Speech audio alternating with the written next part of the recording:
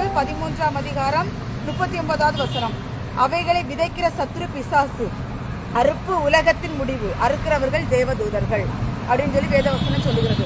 நம்மளை கடைசி நாட்களில் இந்த பூமியில கோதுமை மணியானதும் களைகளும் சேர்ந்து என்ன செய்யணும், ஆலயத்துக்குள்ள கிடக்கும். அந்த களைகளை தேவன் என்ன செய்வார்னா தேவதூதர்களை கொண்டு அறுப்பார். கோதுமையில தனியா சேர்ப்பாரு, களஞ்சத்துல சேர்ப்பாரு.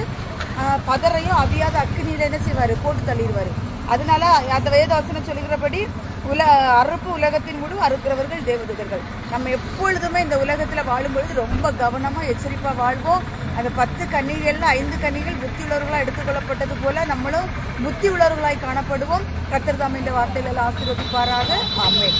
ஒரு சிறிய ஜெபம் செய்கிறேன். பரிசுத்த ஆவியானவரே, ஸ்தோத்திர ஆண்டவரே, இந்த நாட்கள் புத்தி உள்ளவர்களாய் காணப்பட வேண்டும். தீவட்டிகள் எப்போதும் எண்ணெய் உள்ளவர்களாய் காணப்பட வேண்டும் என்று எங்களுக்கு போதித்தீர். உமக்கு ஸ்தோத்திரம் ஆண்டவரே.